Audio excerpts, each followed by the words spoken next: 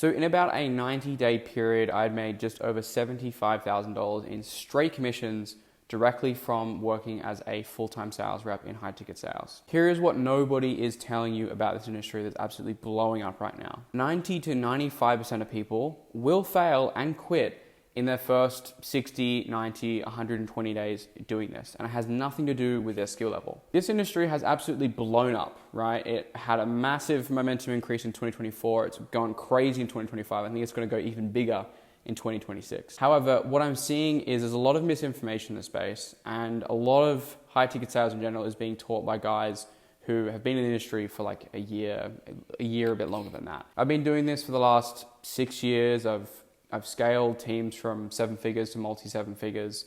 I've done 25K a month as a full-time high ticket sales rep. I've traveled the world. I've lived in Bali for 5 months. This is my house in Dubai. I'm not a smart guy. It wasn't hard to figure this out, and all I needed was the right steps and the right information. And there was one thing that held me back for the longest time. So I want to show you exactly how you can prevent yourself from being the vast majority that end up quitting. So first off, if you've never heard of like high ticket sales before and you don't know what it is, what is high ticket sales? So by my definition, high ticket sales is selling expensive coaching programs, masterminds, and like online services in the info or high ticket sales industry and space. Typically you're selling programs and products between like 3K upwards of like 50K plus, right? A couple examples just to give you reference here, like, there's got TJR Trades, Iman Gadzhi, Brez Scales. These guys have, blown up in popularity right now. You've probably heard of, you've probably seen of these guys. And long story short, these guys have personal brands, right? And these personal brands drive a lot of traffic attention for people who want to solve their problem. So in Iman Gadzhi's case, he teaches people how to start an SMA.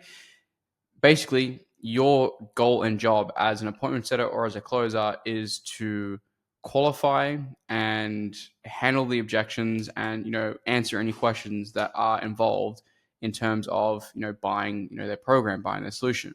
And the reason why they want to talk to you is because obviously it's a high ticket price. They don't want to basically, spend thousands of dollars without speaking to a person first. So that is your job, long story short. So before we dive straight into things, there's a bit of social proof of my background. So you actually listen to what I'm saying and you just don't think I'm just spouting a bunch of BS. This is when I got started in high ticket sales back in 2019. I believe that was my job roster at the time, working in Bunnings, a retail hardware store in Australia, doing retail sales. When I was cold calling leads for a book funnel many plus years ago, again, back in 2019, as well as like a bunch of screenshots. You can pause and take a look at this. These are posts that I made publicly on Facebook many years ago, 15K a month, moving out of my hometown at the time, making these big commission weeks. And again, this is not every week. This is me, my setup in Bali. This is not every week, but just granted and given, just want to show you that I have done this for a really long time. I wish I could show you more. I've got a ton of stuff on my YouTube channel that you can look in my background, but this is just the social proof I can give you for now. I just transparently never thought I was going to make this type of content, so this is the most of what I have.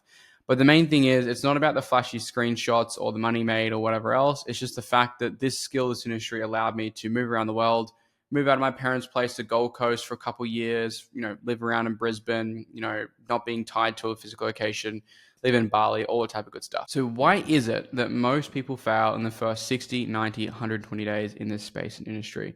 I'm going to start this off with a quote from Warren Buffett, which is that it doesn't matter how hard you row, it matters what boat that you are in. And most people in high ticket sales are simply in the wrong boat. And that is what prevents them from getting the results that they'd hoped or initially anticipated from this industry. This very same concept has allowed me to go from 5 to 6K a month, barely just getting a buy in high ticket sales, to 10 to 12K a month consistently for a year, to 25K a month plus, working with way better opportunities, way better leads, and just making way more money with less time. So bottom line, I think it's a combination between sales skill and opportunity. But the thing is with sales skill is time takes time, and you just get better with frequency of interactions and reps. It's a whole other thing. But you just need to think about it very logically and literally. If I'm selling a 10K program, you're selling a 3K, and we have the same amount of lead flow, I'm going to come out on top. I'm going to make more money with less hours, less work. So what I urge you to do is work smarter, not harder in this industry, which is going to allow you to be successful in the long term. The quote of Warren Buffett and the idea of opportunity closely ties into this next idea that I want to share with you, which is called what I believe the belief mountain. Now, if you're looking to get into high ticket sales, you're in high ticket sales, you have most likely tried and or failed, like I have, at other different business models in the past, whether it's like dropshipping, SMMA, Amazon, affiliate, trading, you name it, I have done it, and you probably have too. And the reason why most people fail with these things is not just because of the vehicle, but particularly with high ticket sales, it's because they don't see results fast enough. And like we said, the reason you don't see the results is because you go from bad opportunity from bad opportunity. You end up what I like to call in the broke closer cycle. And it goes a bit like this. You join a bad offer, usually from a Facebook group, unvetted. You make little to no money for months, blame yourself. You think you need more sales training, and that's the issue. So you go and spend more money. You get a loan, you get a credit card, you spend 5K, 10K, 15K on more sales training, thinking that it's going to fix the original problem. But instead of going and looking for a better opportunity, you repeat this same process and cycle until you end up quitting. Let me tell you a story that is going to share some insight that I think will be really valuable. I was at a point in my career where I had spent over $40,000 on my sales training, got the best I could very be. I trained every day, I worked really hard, I role played, and I knew that I was one of the best of the best, especially in the communities that I was a part of. And I certainly worked harder than most of those guys there. However, I looked around myself in the masterminds I was a part of, even spent upwards of 20K on a singular mastermind with a very high level sales trainer.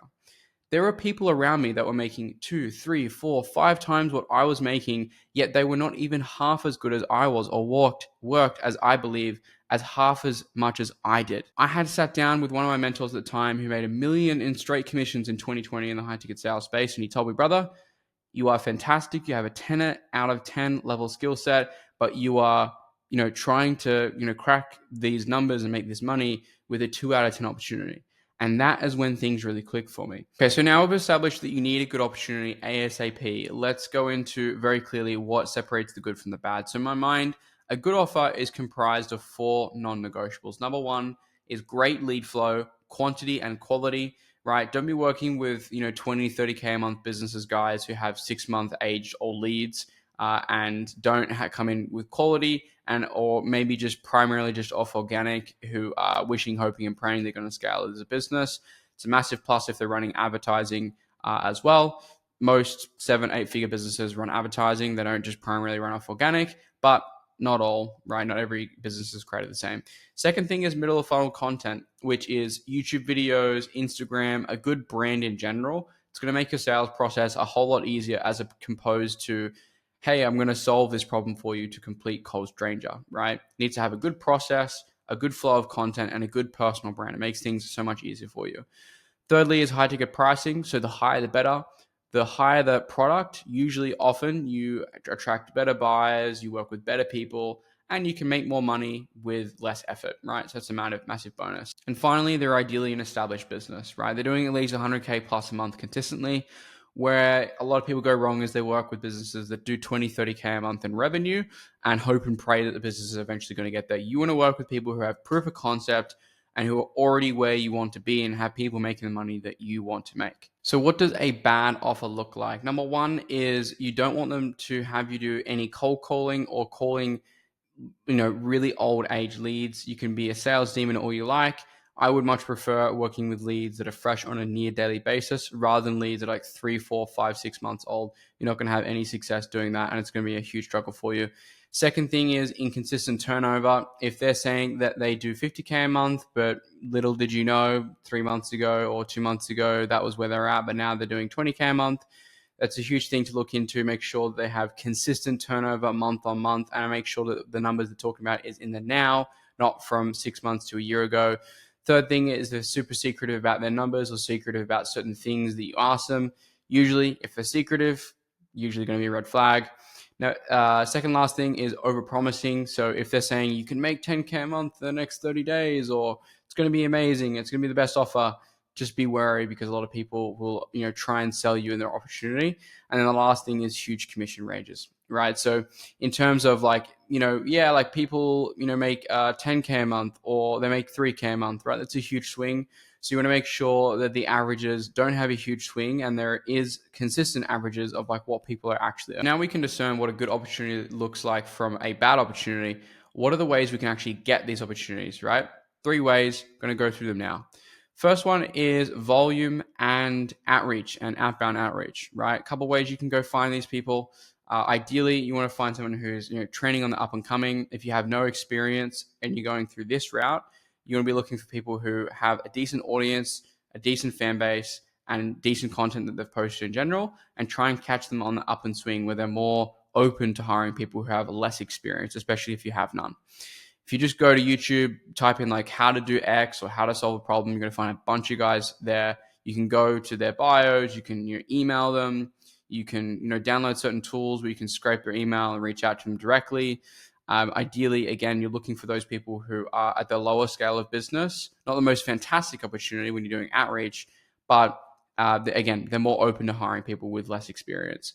You can go to the Facebook Ads Manager and you can type in certain keywords, type in like the US or UK or Australia or Canada. You're going to find a ton of ads that are directly associated to top companies. And the reason why they're top is because they're advertising. And the difference between 6 and 7 figure companies, or 5 and 6 to 7 and 8, is advertising. So a great way to go and find those people and in droves is going to be through that method there. As well as on Instagram, you can go find them out on Instagram, go and outreach to them, basically say that you want to work for them. Obviously, it's not the best approach, but it is an approach that does work. Now, the two other ways, which I actually suggest a combination of both, is paying for proximity as well as developing offer acquisition skills that allow you to get these top tier opportunities. And I'm going to run through them one by one. Paying for proximity, what do I mean by that? There are communities such as ours, such as what I do, in terms of buying access into networks. This is the fastest way to get access to top tier opportunities, because obviously there's the best opportunities aren't going to just be out there for free, right? So being able to buy your way into a network is one of the fastest way that I've seen guys I've worked with, and how I've personally got great offers in the past and present. And so a couple examples here. One of my clients I work with here, he worked with an 8-figure company. They do over $1 million a month, and he does like 30K US a month in commissions at this point. There was a offer that I was hiring before through my network, a buddy of mine that does 200K a month. One of the guys came in, did like 1,000 US in his first day closing, and he's still continuing to crush it. As well as hundreds of job opportunities that I post inside my community every single month. Now, alongside of that, what you can do, the same thing as sales skills, is you can learn offer acquisition skills. Now, this is a way to where you don't have to depend on anyone. You don't have to depend on networks. You don't have to depend on referrals. You can learn how to self-source your own interviews by learning the right skills to enter into the right networks, to speak to the right people, to get the top jobs, right? These are done through networking. This is through, being able to ask the right questions to make sure that these offers are going to make you money. And leaning on a mentor experience is really helpful, as well as learning what I like to call the perfect fit formula. So no matter your experience, you have the best interview skills possible, so you can look like the most desirable candidate on paper. But in my honest opinion, if you can get a combination between these two, you can do very well in a much shorter time horizon than you probably think. So yeah, guys, if you want to learn a little bit more about how you can access to proximity of opportunities, as well as like offer acquisition skills and learn those type of things, I'm going to put a course in the comments in the description, as well as the comments. You can check it out. It's an hour-long course that I think you get a lot of value from. But hopefully you got a lot of value from this, and hopefully open your eyes a little bit to this industry, because really it's generally changed my life, this skill set, this industry as a whole. And hopefully, if you listen to what I said today, it can change yours too. So I'll see you guys in the next one.